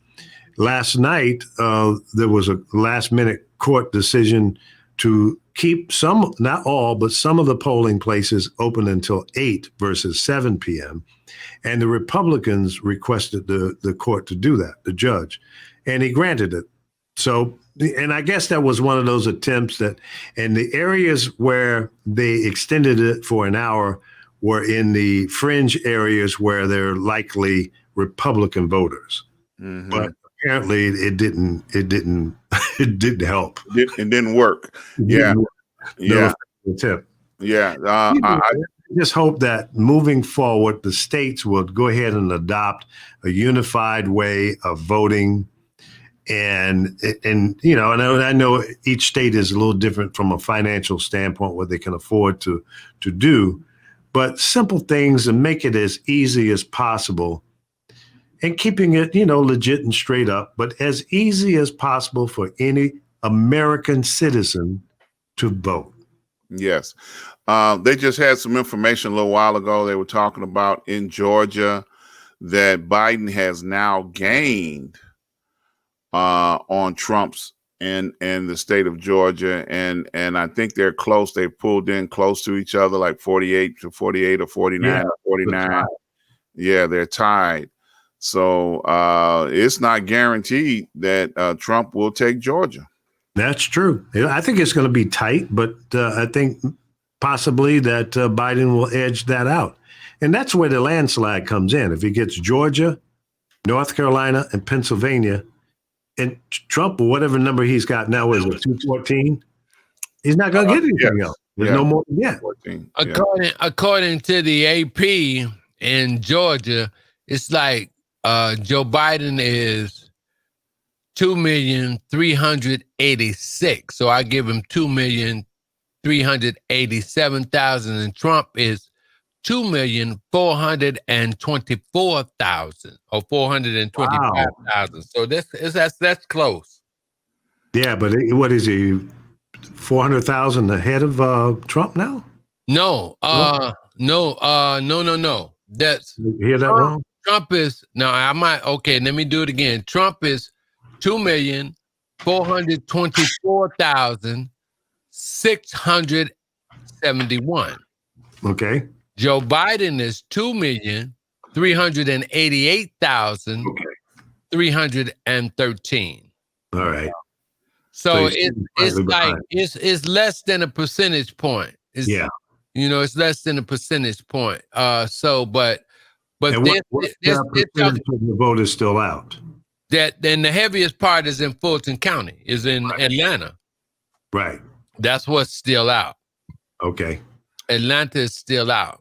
And that's got, I'm looking at the map, that the UPI map, and then that's at the one city, but then it's like 6, 7, 8, 9, 10 suburbs surrounding that. And how many votes or percentage is not counted yet in that county? It hasn't. It doesn't show me that much. Okay. Nice.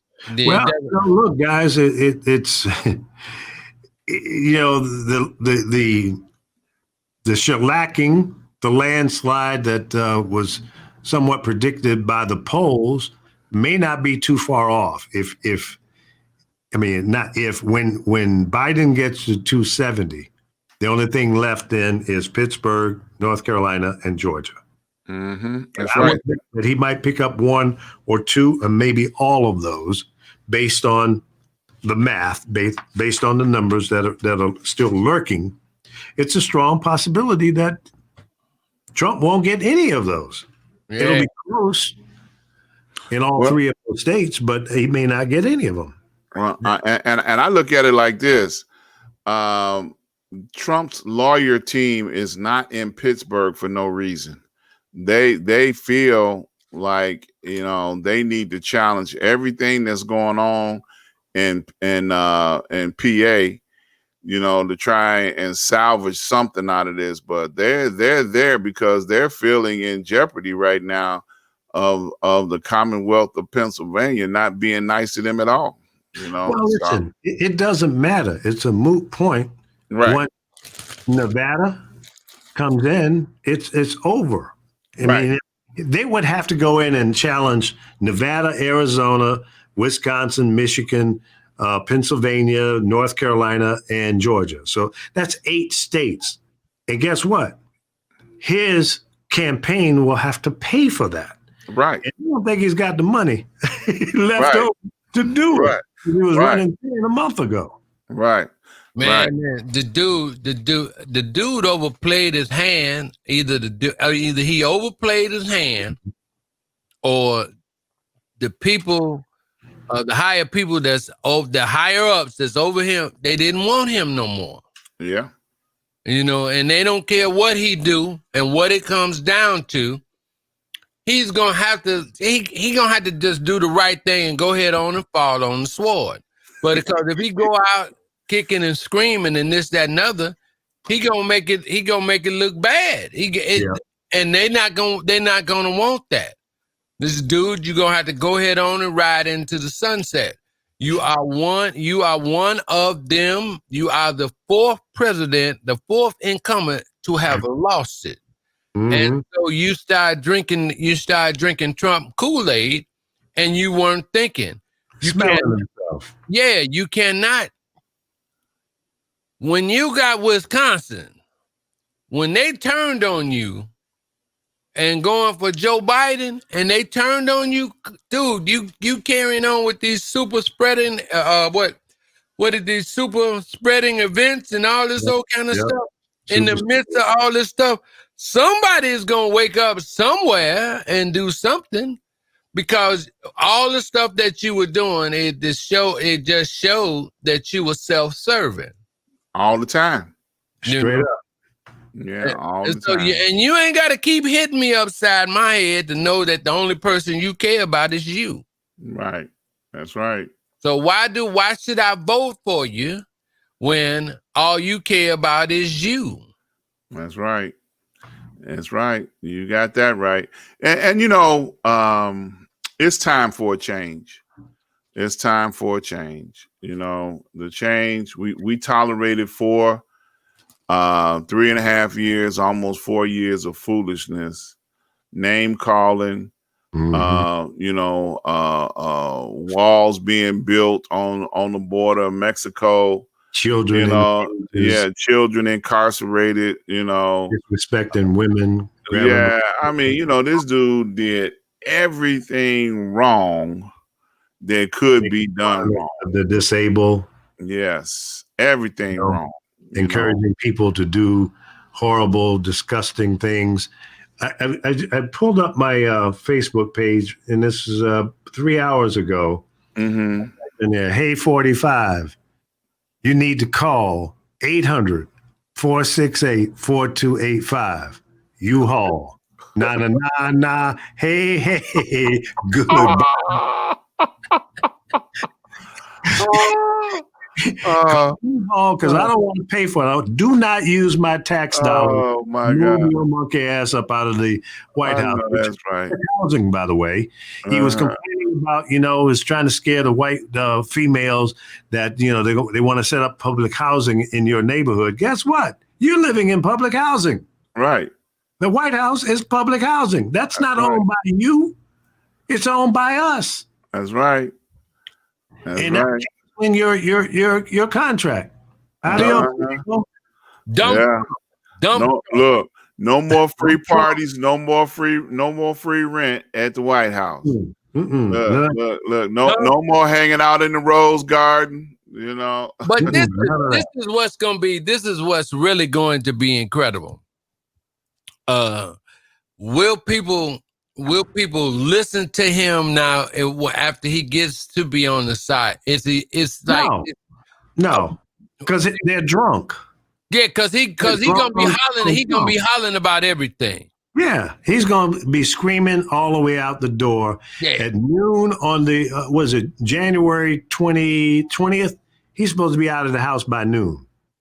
Wait a minute. Do you think he's even gonna go to the new inaugural? I'll be there. I don't even think that joker gonna show up, man. He got to go. I don't even think that joker gonna show up. You know how all the former presidents show up? They're still alive. You know, welcoming the new president. He's not gonna be president. He's gonna be a jackass. Yeah, I don't even see that happening. He's gonna bring all the protocol, all the normal procedure. He's not gonna want to play that because his ego, man. This is going to be crushing. He might need to go into a mental institution after this. No, they got a place for him. It's called federal prison because he is not president anymore. He's going to do it, but I don't think they're going to lock him up. Man, please. Some kind of way. Man, look, I'm telling you, man, he gonna have. You keep playing, talking about he gonna get a plane sent to him by the Russian. That's the only place he can go is the Russia. But you know, the plane they send for him might not have enough fuel to get him back, so he might end up in the please. That rascal gonna have to leave the U.S. of A. He gonna have to leave. Yeah. Okay. I agree. You know, and take his family with him. Please. You know, because they ain't serve America right either. No, opportunity. You know? Right. Pimping the opportunity. Yes. So, yeah, I'm not down with none of that. Man, what did Sean Hannity say? That's what I want to know. No, I haven't been checking for Sean Hannity. Yeah, I'm going to check him out. I got to see it. You know, this is the greatest defeat a president has ever had. And he going to make him out to be a great man, even in defeat. I got to see that. Well, I guess we're gonna have to come back together and talk about that. Then we got some more stuff to talk about. We got something going on here, and no doubt we have to come back when it's official at the 270 point. Sounds good. I might even bust open a bottle of champagne, and I don't drink. Yeah. See, I told you that. Don't say that word. Look! I got a straw. I think I can make it from here to that screen over there. You know, I think I can get to that screen over there. So now I'll be talking about. I guess in the morning I'll be talking about reasons to take a drink. There you go. Now, I'm curious. Now, you said you were gonna get up this morning and do some spiritual things with your folks. Because Lee asked that question on yesterday. So how did that go? That was wonderful. That was wonderful. The thing I preached this morning is that regardless of whatever the outcome, and I've said this to you, gentlemen, regardless of whatever the outcome, we still got to come together and start holding these politicians, these people that supposedly representing us, we have to hold them accountable. We can no longer afford to give these politicians a blank check. Yeah, no question. I totally agree. There's a song out by Anthony Brown in Group Therapy called Call to Action, where he's really preaching.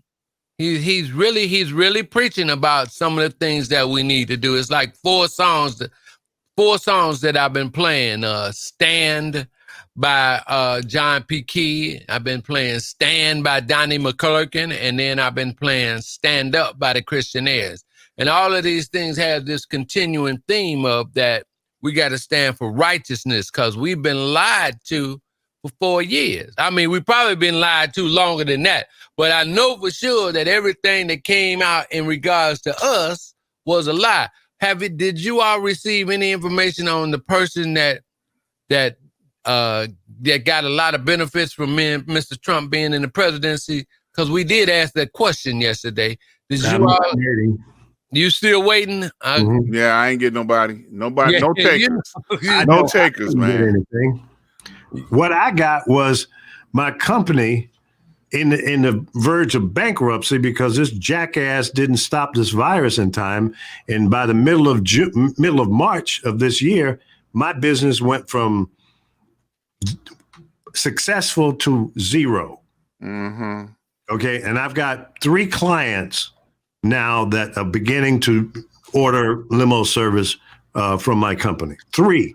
And I had about 97 different clients. 3. Yeah. So do the math. Man. Yeah. Yeah. It's time for a change. Now, just as an additional note, in Illinois, we had on the ballot to increase the sliding taxes for the upper echelon. That was defeated. It did not pass in Illinois. So everybody got the same tax rate in Illinois. So that means the rich can keep on sliding like they've been sliding. You know, they spent a lot of money on advertisement to make sure that did not win, and it did not win. It did not go through. The no's have it. So, you know, the rich can keep on not paying fair taxes in Illinois.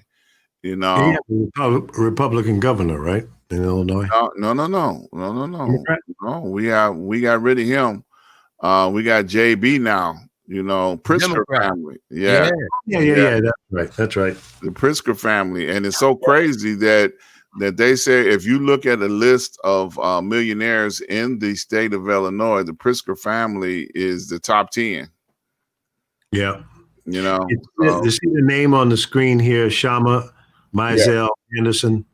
Yes. That is the daughter of Kearney L. Anderson that used to run WBMX there in Chicago. He was my boss and dear friend, an incredible broadcaster, a very humane person, and I miss him so much. I work with him in 3 different places: San Francisco, Chicago, 4, Philadelphia, and New York. All right, now. Yeah.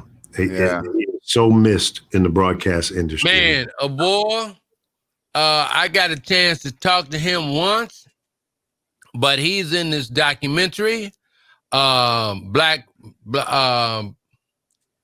Radio, Telling It Like It Is. No, not that one. I can't. Disappearing Voices. And he's smoking that, and he said one of the most profound things about WDAS, that it was bought when Beasley sold it. It was bought for $600,000, and then the people that bought it after Beasley, they sold it for $26 million. And he sat there and told me, he said, "Will that station ever be owned again by Black people?" No. When Beasley sold it, he sold it to, I think it was Clear Channel at the time, for $103 million. And Kearney, when the owner of the station, when Kearney was working for him, Kearney called me and says, "Lee, if you can come up with $25 million, you can buy WDAS," which was a steal. It was generating big cash flow. And I tried to get a dear friend of mine, and I'm going to blow him out over there, but he passed on it. And it could have been another Black owner of that station. And unfortunately, they didn't seize the opportunity. So like the 26 million, I think Beasley, is that what Beasley got it for? Yes. Yeah. And then Beasley sold it to Clear Channel for $203 million. Yeah. 2 years. Yeah. If that long. So there you go, man. Yeah. Look, before we get out of here, because I know you're going to end it. We've been at it for 2 hours. Yes, sir. Speaking of movies, The Professor was featured in one of the stepping movies that was filmed right here in Chicago about the stepping DJs of the old days, Sam Chapman and Reggie was listed as some of the legends of the stepping industry. So you want to tell us about that, bro? It was my history in the stepping as far as the DJ is concerned. What the cats are doing now, doing all that mixing and blending. I was the like the first one to do that on the 12s, on the Technics 12s, because my peers, Sam is 70s, he's 70s. 80s. Don't stop there. Okay. Willie Cox. Yeah, he's Big up there Luke. too. Willie Cox, Big Luke, Butterball, whole bunch of guys. I was like the baby of them. Those were like my elders. And so I was the one bringing the innovation as far as blending the songs there. And technically, I was like one of the first people to play stepping music on the radio. On the commercial side, on Lee's former station, BMX, they had Kenny B. Thompson on there. But before Kenny B, I was at that little cracker box, on the south side doing 250 watts that Lee would tell the record people. They said, well, if y'all get KKC to break it, I'll play it. Right. Just give me a little support on the streets. That's all I need. You better take it down to KKC. And if they break it, we'll pick it up. That's right. Cause Lee and them, they wasn't even messing with New Edition. Man, we ain't playing no popcorn stuff. We eventually played it, Eventually, but we went on and hit it. And so that's the credit that I get that I get for, being in the game. And then, I was dancing. That's what separated me from my peers, because Sam wasn't dancing.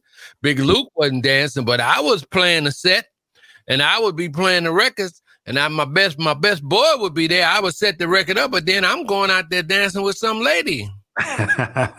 You were part of the action. Yeah, and I'd run on back and play the song, rap and play the song, and go out and dance with another lady. So that was my thing. And they give me the credit for being like the first so-called steppers DJ.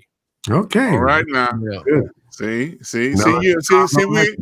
See, we in royalty, Lee. We hanging out with royalty. Right. I know who my company is. There you go. I want to thank you guys for coming in, and I think we should probably do this again. And when it's official, when we hit the 270 mark with the future next president of the United States, Joseph Biden. Yeah, yes. I'm good. I'm with you. I got nothing else better to do than to join my brothers and help celebrate. There you go. Because that'll be good. And then, it's gonna be inspiring. We're gonna come a long way, but us doing our own thing and not having to go through other gatekeepers. I'm so sick of that. In Chicago, we used to have this show called The Black's View of the News. Right. So this is this Street News Network, Lee. I mean, I applaud that. Dr. Ron, I applaud what you're doing, because, I'm tired of the other talking heads, not unless you was one of the greats like Joel Daly and Fahey Flynn and all them cats, Oh, boy.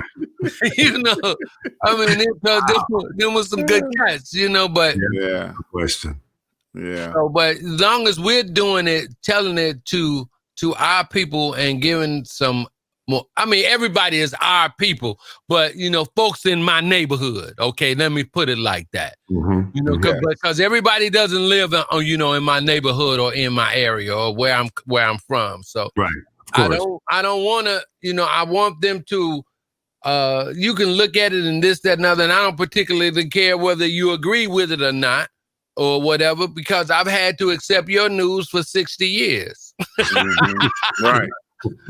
I had to, just give me a chance. That's all I want to chance. As my old friend used to say, cut me in or cut it out. Yeah, Exactly. I just want a chance, because I think that if we have the opportunity to do, we can do better. Right. We can do better for ourselves. You know, one of the things, and I explain this when I'm talking to old history to my students, I tell them, you know, when Mayor Bradley won in California, when Mayor Hatcher was the mayor in Gary, and Dinkins, and then Harold Washington, they went in the back room. They say, hey, we can't let these cats have these radio stations because they talking to their people and they're going to end up getting political power. Next thing you know, they was in the back room talking about, well, we got to devise this scheme. You know, we got to do these leverage buyouts. We got to do this and that and other. And we got to change the law so we can own all of them. Yeah. Then it ain't been the same sense. Then it ain't been the same sense. The transmitter controls the narrative. Yep. That's how that works. Thanks again, guys. We'll get, I'm Peace sure, and love. midnight tonight. We might be back again. Yes, sir. When it hits the 270, and we get the forewarning that it's about to happen, then I'll reach out and we can come back and finalize this deal. All right. Yes, sir. All right. Hey, like and share, everybody. Like and share. That's right.